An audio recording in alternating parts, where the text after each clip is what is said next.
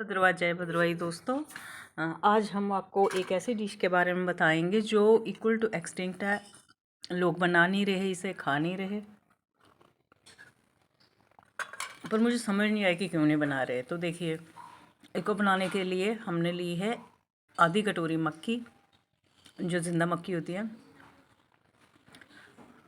और इस डिश का नाम है। और मक्की को हम भून रहे हैं, भून के उसको करारा करेंगे।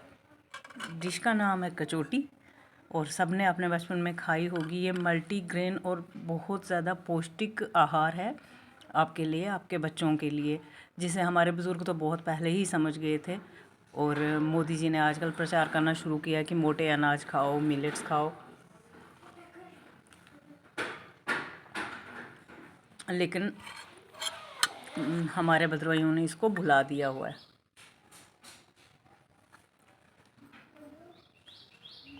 बुलाया ये, या मेरे ख्याल से सोचा जाता है कि ये कोई गरीब ही लोग खाते हैं, लेकिन ऐसा नहीं है। इसके हेल्थ बेनिफिट्स आप इसके कैलोरी काउंट चार्ट में निकाल सकते हैं। इससे और क्या क्या चीज़ें मिल रही हैं, इन 3 चीज़ों को या 4-5 चीज़ों को मिक्स करके कचौटी खाने से क्या बेनिफिट हो सकते हैं। आजकल तो गूगल का ज़माना है, आप गूगल कर सकते हैं। तो मैंने ये मक्की भून ली है, और कुछ पॉप हो रहे थे, पॉपकॉर्न भी बन रहे थे साथ में। और दूसरी साइड मैंने इस कचौटी को बनाने के लिए चढ़ा दिया है पानी में हम इसको मक्की को पहले कूटेंगे, फिर उसके बाद पानी में डालेंगे। हमने समान मात्रा में यहाँ पे गेहूँ, चावल और मक्की लेनी है। सूल डाल सकते हैं, और भी अनाज जो आपके घर में है सब थोड़ा थोड़ा डाल सकते हैं। और लोग तो कद्दू भी डालते हैं, कद्दू भी डाल सकते हैं अगर डालना चाहें। मीन्स कि आप हर वो चीज़ डाल सकते हैं जो पौष्टिक है, जो आपकी हेल्थ के लिए अच्छी है, तो इसमें डाल सकते हैं। अभी हमने ये गेहूँ भी भूनना शुरू कर दिया, और गेहूँ तकरीबन भुन गए हैं, और मक्की भी हमारी पीस गई है। तो इस मक्की को अब हम डालेंगे पतीले में, जो पानी मैंने उबालने रखा है उसमें। थोड़ा सा ज़्यादा एफर्ट डालना पड़ता है बाकी चीज़ों के मुकाबले। जैसे आप मिक्सी में नहीं पीस सकते, उसमें पाउडर हो जाती है चीज़ें, तो इसको कूट के डालना होता है, थोड़ा थोड़ा ग्रैन्यूल रहना चाहिए।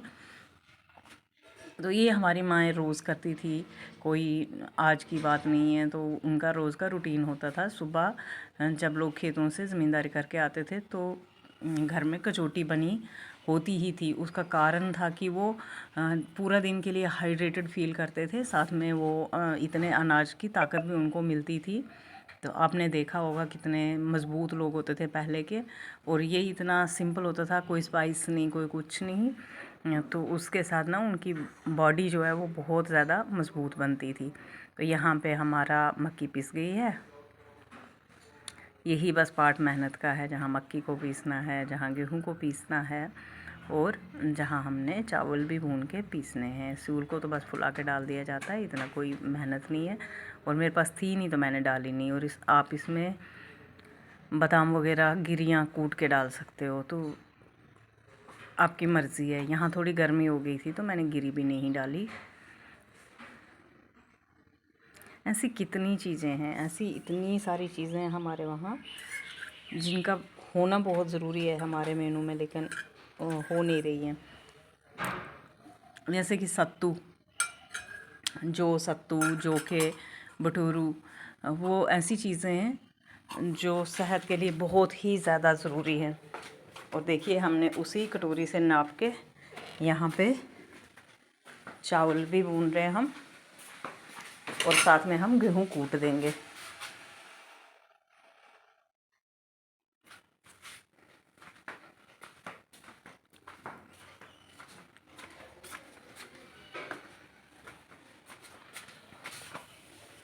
हमारे भद्रवा के हर घर में आज भी कुंडी, बट्टा, पलड़ी, बिटड़ू, बड़ा पल दाल पीसने का सब घरों में है, सिर्फ उनका यूज़ बंद हो गया है।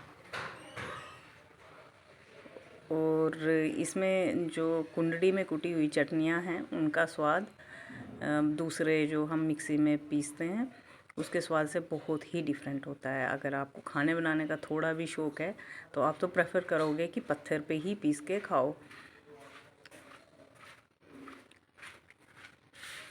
ऐसे ही हमारे सारे अनाज हम कूट लेंगे और साथ साथ में उबलते हुए पानी में डालते भी जाएंगे।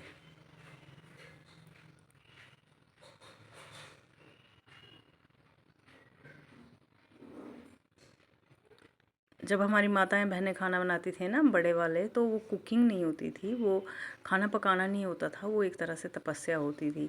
हर चीज़ को बहुत मेहनत के साथ, बहुत लगन के साथ किया जाता था, तो उस खाने का स्वाद भी और था और उससे बीमारियां भी नहीं होती थी। मैंने मेरी बहन के घर उड़द की दाल बनती, माँ की दाल बनती हुई देखी है। मैं कभी उस तरीके से आपको बना के ज़रूर दिखाऊंगी। वो ट्रेडिशनल तरीका था।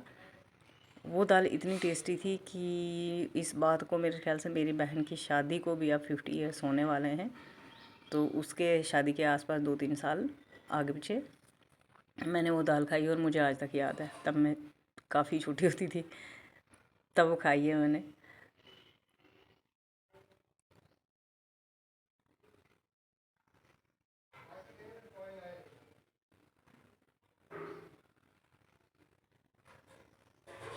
हमारे चावल भी हो गए, अब हम चावल भी कूटेंगे।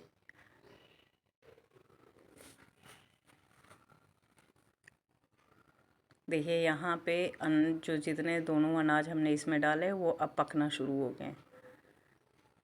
तो अब पानी खुला डाल सकते हैं और इसे पकाएंगे अब हम।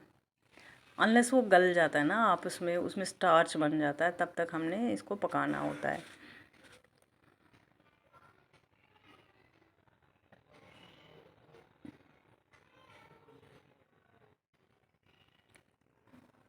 और ये बहुत बहुत ज़्यादा पुरानी बातें नहीं है, ये 80s में और अर्ली 90s में भी ये सब चीज़ें हुआ करती थी घरों में।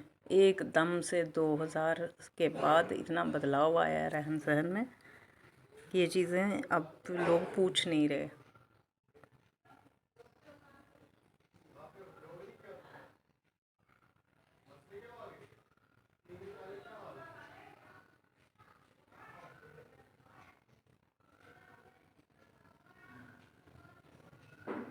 चावल तो इजी होता है कूटने में, इसमें तो मुझे ज़्यादा देर नहीं लगी, कूट गया जल्दी जल्दी। पर बाकी तो अनाज थोड़े मुश्किल थे।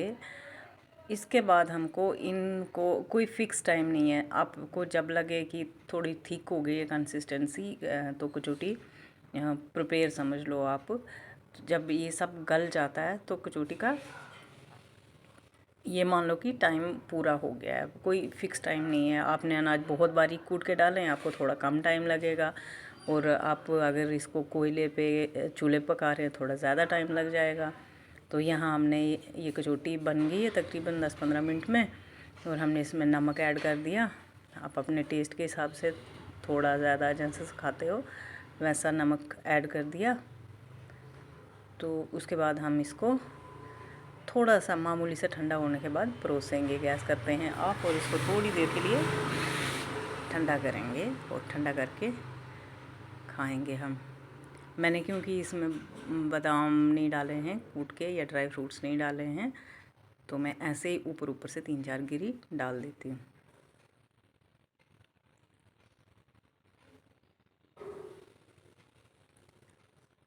और अगर आपको लगता है कोई ऐसी डिशेस हैं जो सच में गायब होने के कगार पे हैं, कोई बना नहीं रहा, तो आप मुझे लिख सकते हैं कि ये वाली डिश बना के दिखाओ। अगर मुझे इंग्रेडिएंट मिलते होंगे तो मैं आपको ज़रूर खिलाऊंगी। और मेरी वीडियो